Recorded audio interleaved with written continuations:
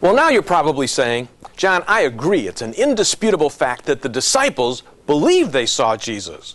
But how do you get from they thought they saw Jesus to they actually saw him?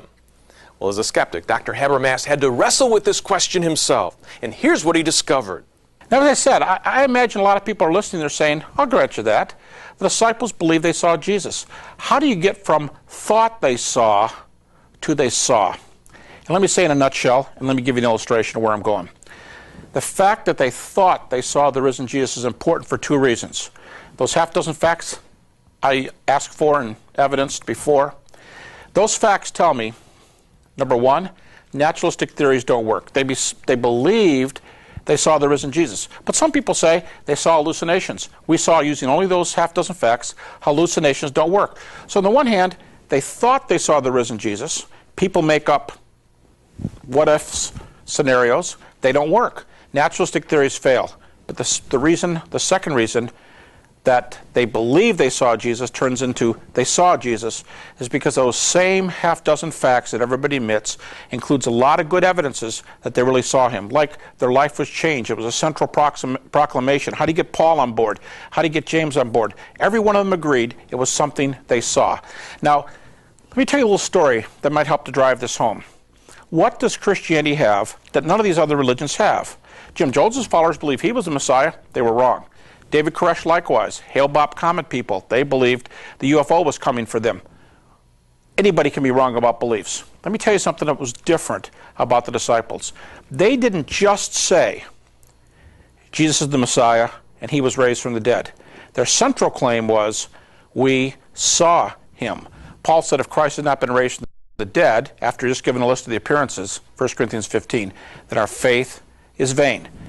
Now, I liken this to a common experience, say, shopping at Kroger.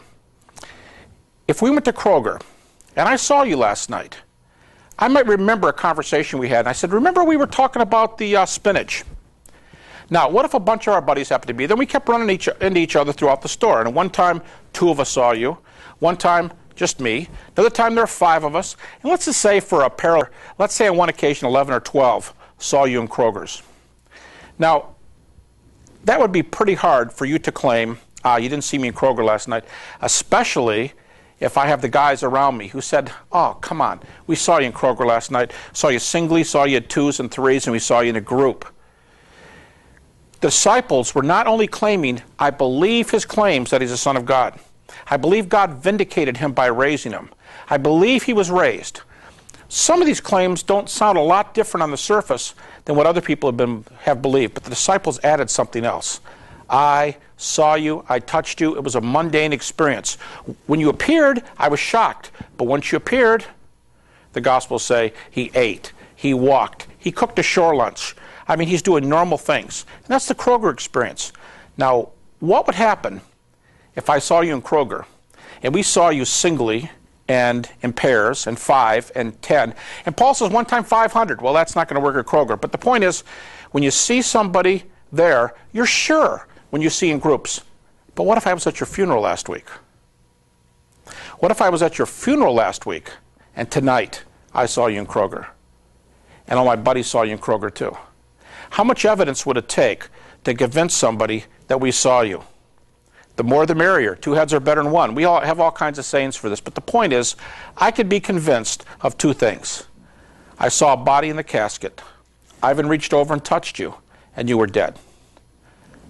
I saw you at Kroger. And I don't know how to explain this, but it's a pretty mundane event. I saw you picking up food. I saw you walking. I saw you talking. My point is, the disciples didn't just say, I believe Jesus. They said, we saw Jesus. And somehow we have to do justice to that I saw you point. And like Lewis says, it's the resurrection that's miraculous.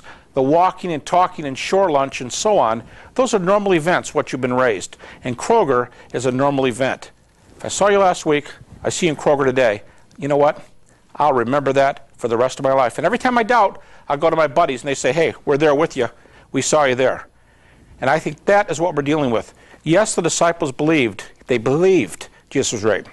They believed he's the Messiah. But besides that, they've got a punch here that nobody else has. I saw you at Kroger, and we saw you in a group. If my faith is based on seeing you, Kroger, I think it's pretty firm. And that's one reason the disciples were so excited and so convinced that seeing is believing.